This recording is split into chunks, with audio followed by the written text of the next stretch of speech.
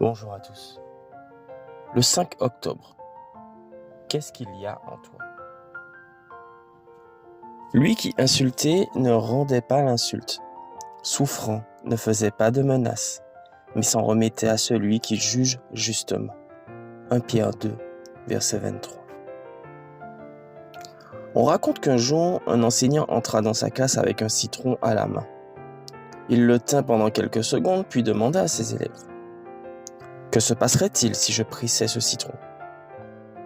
Presque à l'unisson, plusieurs élèves répondirent que du jus de citron allait sortir.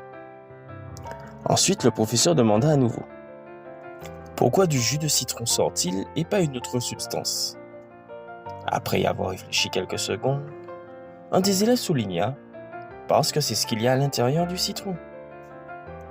Hochant la tête, le professeur s'adressa à nouveau aux élèves: quand la vie vous presse, quand vous vivez des situations extrêmes, quand les autres vous maltraitent, qu'est-ce qui sort de vous? Puis, il souligna ce que toi et moi savons bien.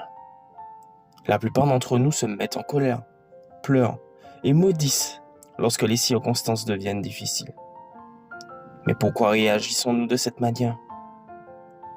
L'illustration du citron suggère que si nous réagissons de manière explosive et blessante lorsque quelqu'un nous presse, cela dépend moins de la nature de la situation que de ce qui est en nous.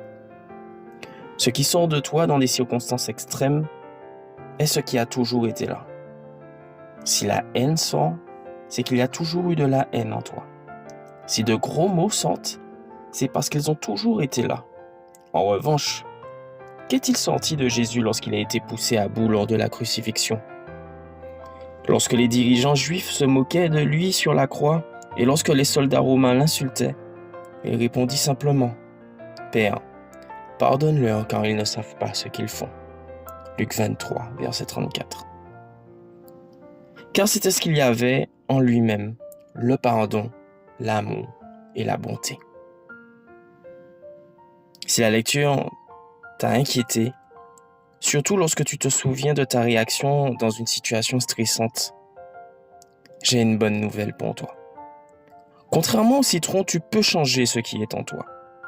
Aujourd'hui, tu peux prendre la décision d'imiter Jésus et de remplir ton fort intérieur d'amour, de compassion, de vertu et de pardon.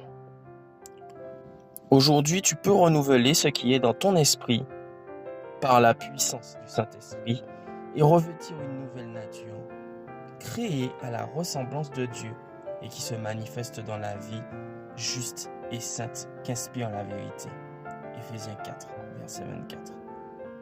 En changeant ton intérieur, tu changeras également ce qui sort de toi dans des circonstances difficiles. Bonne journée à toi.